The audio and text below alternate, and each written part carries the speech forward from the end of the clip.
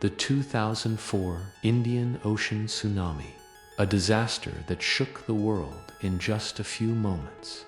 A quiet morning on December 26, 2004, turned into one of the deadliest natural disasters in human history. A massive undersea earthquake unleashed a series of towering tsunamis that raced across the Indian Ocean, destroying entire communities and claiming over 230,000 lives in 14 countries. This is the story of the 2004 Indian Ocean tsunami. It began at 7:58 a.m. local time, just off the west coast of northern Sumatra, Indonesia. A colossal earthquake measuring between 9.1 and 9.3 on the Richter scale struck deep beneath the Indian Ocean. The quake lasted nearly 10 minutes, one of the longest ever recorded, as the Indo-Australian plate subducted beneath the Eurasian plate, shifting the seafloor by up to 15 meters. That violent movement displaced an unimaginable volume of water, creating a series of waves traveling at jetliner speeds. In less than 15 minutes, the first massive waves crashed into the shores of Sumatra, wiping out entire villages in Banda Esa. Within an hour, Thailand's beaches were devastated. Tourists had little warning. Some mistook the sudden receding water as a curiosity, not a death sentence. 2 hours after the quake, Sri Lanka and India were struck. By the time the waves reached the east coast of Africa, over 8 hours later, destruction was still unfolding. In total, more than 500,000 people were injured, and millions were left homeless. The world responded with a massive humanitarian effort. Countries sent money, food, medicine, and rescue teams. The disaster highlighted the need for a global tsunami warning system, something the Indian Ocean lacked at the time.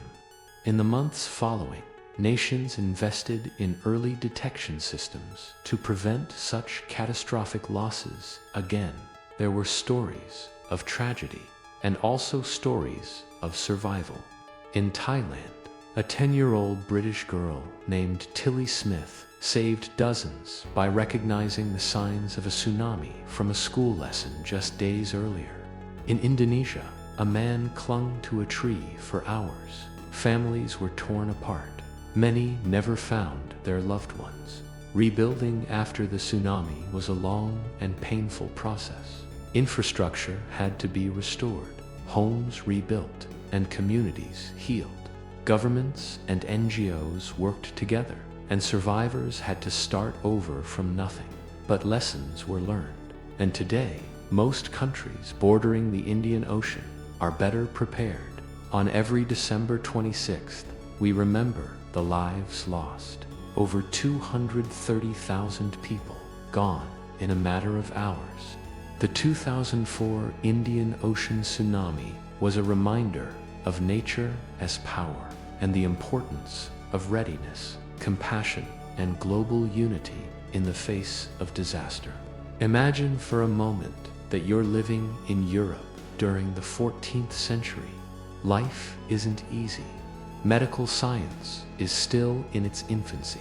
Disease runs rampant through towns and cities. And there is always the worry of a devastating earthquake or a volcanic eruption wiping out your entire community.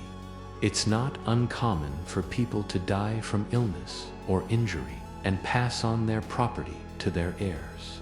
All things considered, it's not much of a stretch to say that life was kind of rough back then, but that's about to change. In 1347, something is going to come along that will make the lives of everyone in Europe miserable. It caused widespread panic and lead to a wave of death unlike anything they've ever seen before. What was this horrifying scourge? How did it impact Europe, and what can we learn from it today? Stay tuned for more information on one of the deadliest plagues in human history, the Black Death. The Black Death was caused by the bacterium Yersinia pestis. This bacteria typically affects rodents, but can be passed on to humans through the bite of an infected flea. The reason why so many people died when the plague hit Europe was because of the poor living conditions at the time. The cities were dirty and unsanitary, which allowed disease to spread easily from person to person. As mentioned previously, the Black Death was spread by fleas, specifically the oriental rat flea, which lived on black rats that roamed freely around town centers. At first, the plague seemed to appear out of nowhere, but historians believe that it arrived in Europe via trading ships that had traveled east. Rats are known to carry diseases like the plague and are thought to have made their way onto these ships in Africa or Asia, where the disease was already present. From here, they would travel across the Mediterranean and eventually reach the coast of Sicily. From here, the plague began to spread north, up through Italy and into France. But how exactly do fleas spread the plague? Well, it all has to do with their feeding habits. Fleas feed on the blood of their rodent hosts. And if those rodents happen to be infected with the plague, the fleas will pick up the bacteria with their blood meal.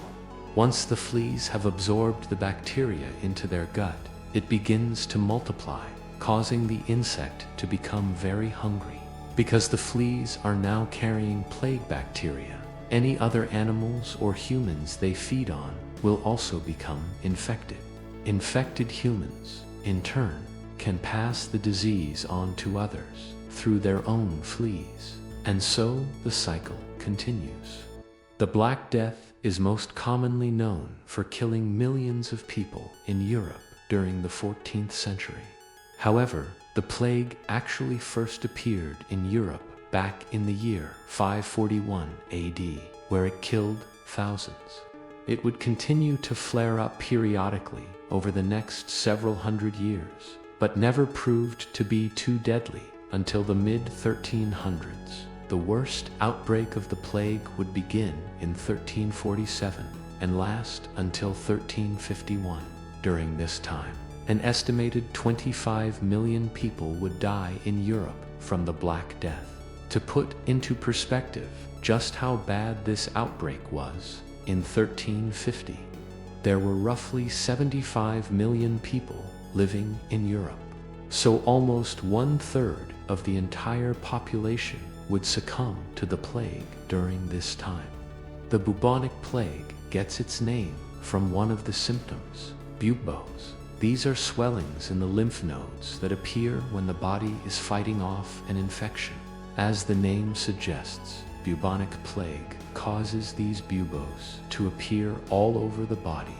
They usually start off small, but quickly grow larger, sometimes reaching the size of a foot.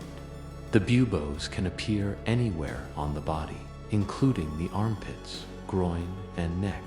They're typically worn to the touch and extremely painful, causing those who have them to often collapse in agony. The buboes can also become filled with pus and blood, causing them to burst and drain from the skin. Those who contract the disease may also experience fever, chills, vomiting, diarrhea, and weakness.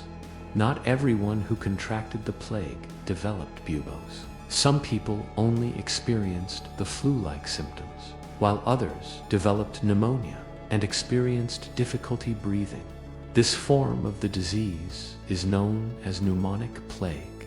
It was particularly deadly because it could be spread through coughing and sneezing. Victims of pneumonic plague typically died within a week after contracting the disease. There were 3 main types of bubonic plague. First, there was the bubonic plague, which was the most common form and caused buboes to appear on the body. Next, there was septicemic plague, which is when the plague bacteria enters the bloodstream.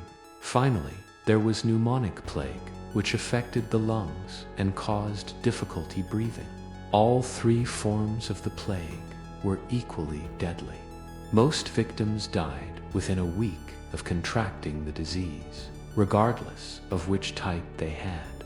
Because medical science was still in its infancy, there wasn't much that could be done to treat the disease once someone had contracted it.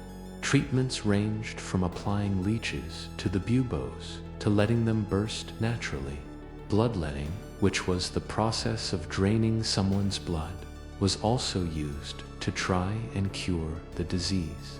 Unfortunately, none of these treatments worked, and most people who contracted the plague died. In fact, the only treatment that has been shown to be effective against the plague is antibiotics. Antibiotics are medications that are used to kill bacteria.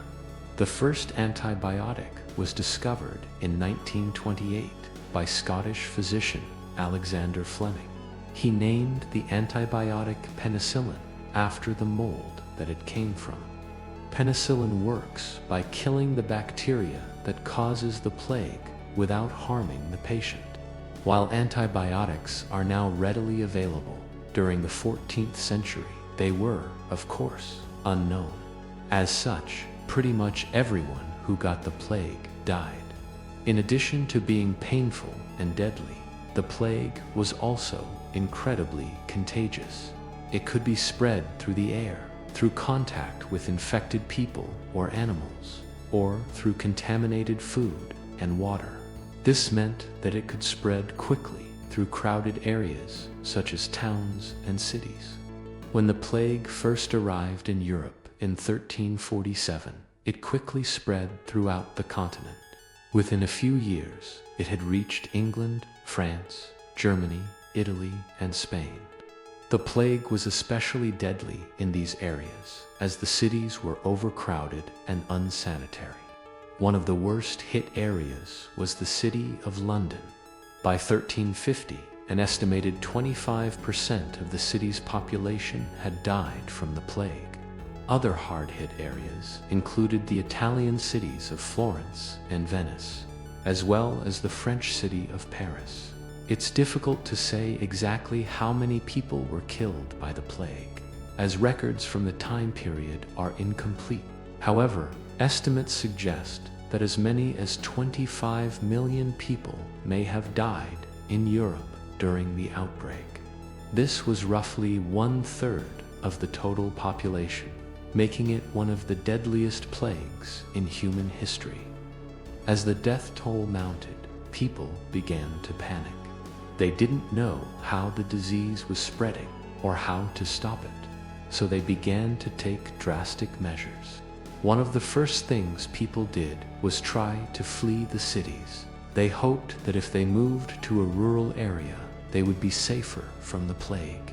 However, this did unwork, as the disease was able to spread to rural areas through infected people and animals. Another thing people did was try to avoid contact with other people. They believed that the disease was spread through contact with infected people or animals, so they began to isolate themselves. However, this didn't work either, as the disease was able to be spread through contact with contaminated objects as well. Eventually, people began to realize that there was no escape from the plague. They were trapped in a nightmare from which there was no waking. As the plague continued to spread, people began to get desperate. Some started to believe that the disease was God's punishment for their sins. Others began to persecute minority groups, blaming them for the plague. Jews were particularly targeted as they were seen as outsiders. Many innocent people were killed during this time. As the plague raged across Europe, people began to die in massive numbers. Entire families were wiped out and villages were abandoned. The death toll continued to rise and the future looked bleak. Finally, in 1351, the plague began to subside. By 1353, it had largely disappeared from Europe. It would continue to flare up periodically throughout history, but never again on the scale of the 1340s. While the plague eventually ended, its effects were felt for centuries. The massive loss of life led to economic and social upheaval across Europe. It also contributed to the decline of the feudal system and the rise of the Renaissance. So what can we learn from the Black Death? First, we learned that plagues are not exclusive to the past. They can happen today as well. Second, we learned that plagues can have devastating consequences. They can kill millions of people and cause economic and social upheaval. Finally, we learned that plagues are caused by bacteria that can be spread by insects. This means that we need to be constantly on guard against them. Well, that about wraps things up for this video. But if you enjoyed it and want to see more of ours just like it, then be sure to check out more content. With that said, thank you all so much for watching, and be sure to tune in next time. Mount Tambora, an Indonesian volcano located on the island of Sumba, awoke from its slumber on April 10, 1815. It rumbled to life with a series of small earthquakes that shook the surrounding areas. Locals were used to these tremors. Tambora had been rumbling for weeks, even months, but this time was different. Something big was about to happen. Tambora would become the world's most active volcano in 1815, and when it blew its top, the catastrophic consequences would be felt across the globe. This is the story of the eruption of Mount Tambora, the volcano that changed the world. In 1815, Mount Tambora stood almost 3,000 meters tall, but today it stands just 2,850 meters above sea level. So just how big was this volcano? Today, researchers believe that Tambora is the youngest volcano in the region and formed over 500 years ago.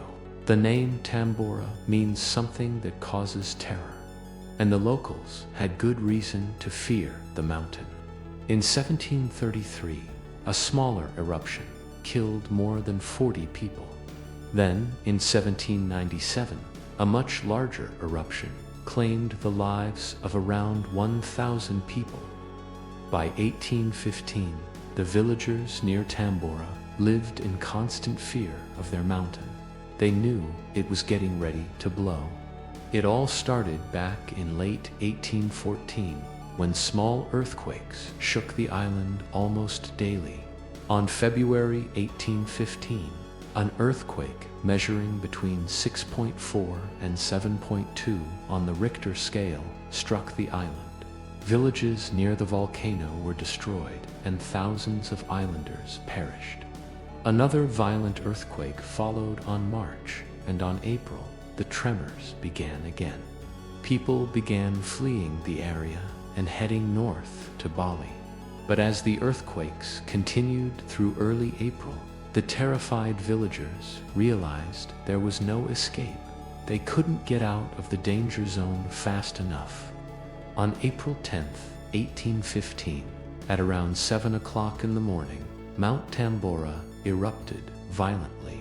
A massive plume of ash shot 40 kilometers into the air. Then another blast came, and then another one. For days, the world watched in amazement as a thick column of smoke rose high into the atmosphere. The volcano was unleashing gases and ash like never before.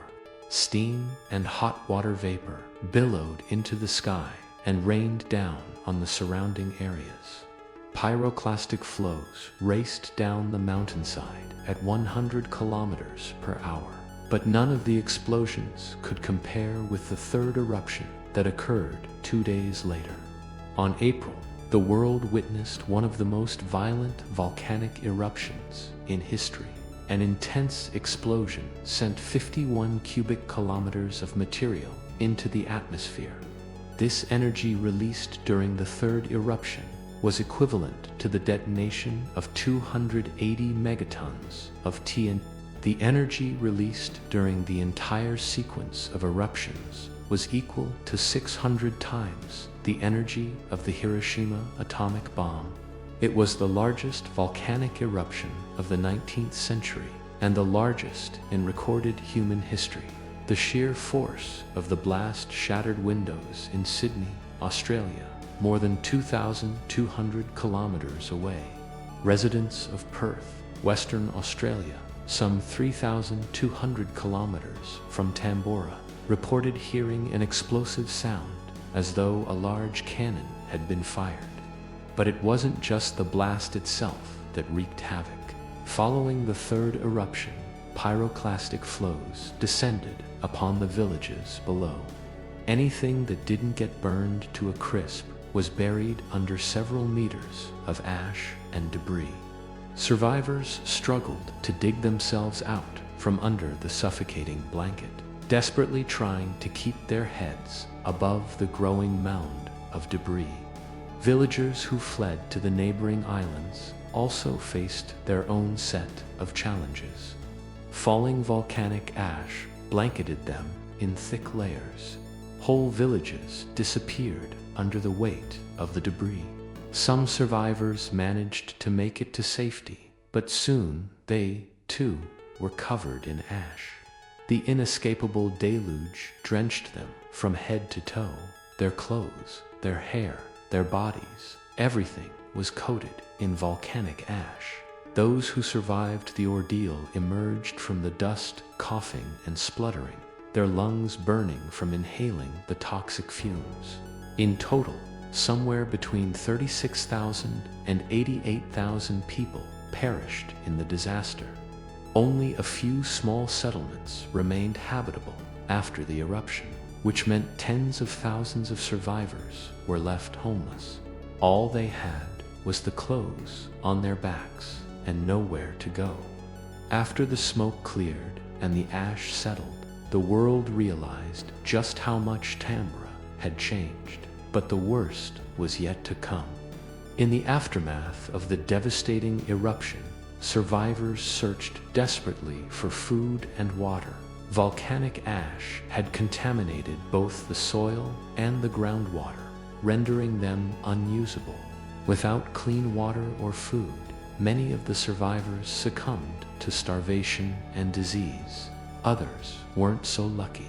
Violent clashes erupted among the starving masses as they fought over dwindling supplies. Some survivors resorted to cannibalism, while others did whatever they could to stay alive.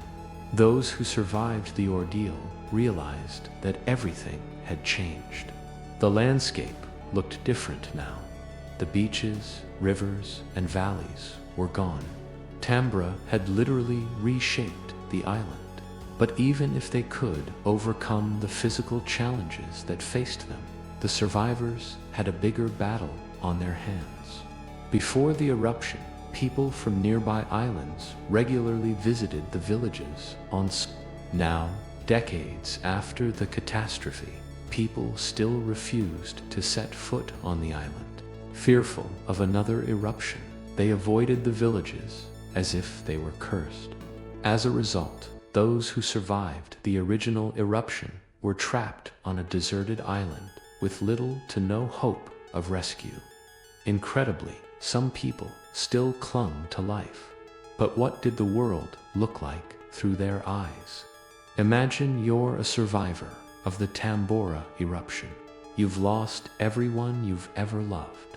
Your body aches from injuries sustained during the blasts.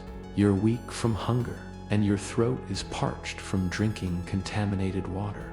The once lush island has turned into a barren wasteland, but you have to keep going because giving up means certain death. But where can you go?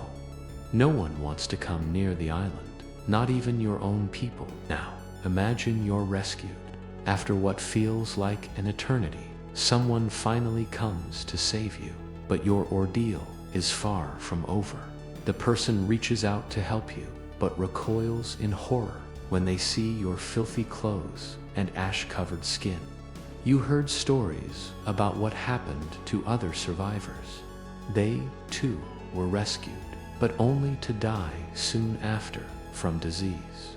What happens next will haunt you for the rest of your life. As the rescuer rushes you to safety, you begin to feel your body shut down. It becomes harder to breathe. Then your vision starts to blur.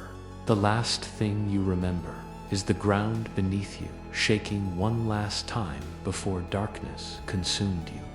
The eruption of Mount Tambora had global consequences. For the rest of the world, life went on as usual, or so it seemed.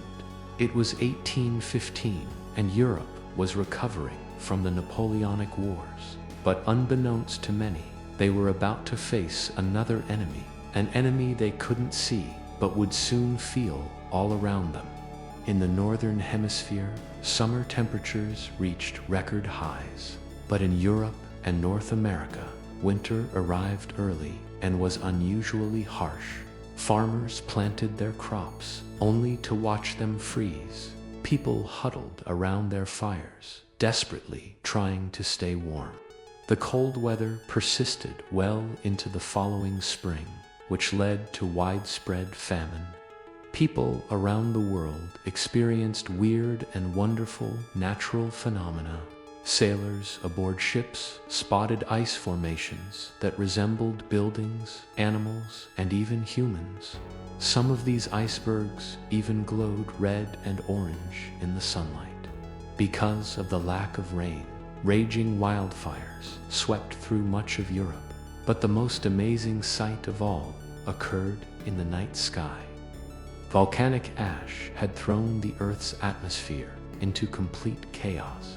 Every night, the skies twinkled with a spectacular display of bright and colorful auroras. Even during the day, people spotted strange green clouds in the sky. These spectacles of nature continued until the autumn of 1816. The eruption of Mount Tambora forever changed our relationship with volcanoes. Following the eruption, scientists began taking volcanoes much more seriously.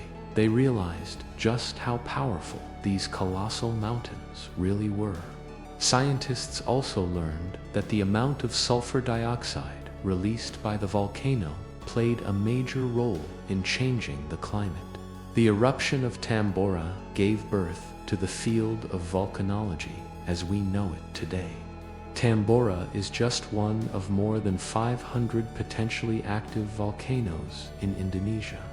To learn more about the other volcanoes that could change our world, click on the link above to watch. This is the deadliest natural disaster in human history. Even though it wasn't an earthquake, a volcanic eruption, or a tsunami, an estimated 2 to 4 million people died as a result of this event. And it was caused by something that we're all familiar with: rain. In 1931, China experienced the worst floods in recorded history. Entire villages were wiped off the map. Farmland was destroyed, and the Chinese economy was devastated. But how did this happen? Well, you see, China has a lot of mountains, and when these mountains meet the flatlands, they form what's called a rain shadow. When it rains on one side of these mountain ranges, the other side doesn't get any rain at all. This can lead to one side of the mountain being lush and green, while the other side is dry and barren. One of these rain shadows is the Changjiang, which runs through the Yangtze River basin.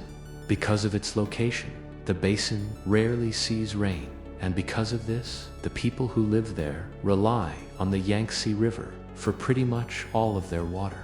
But in 1931, the Yangtze River overflowed, and it overflowed badly. It was so bad that it's considered the worst flood in recorded history.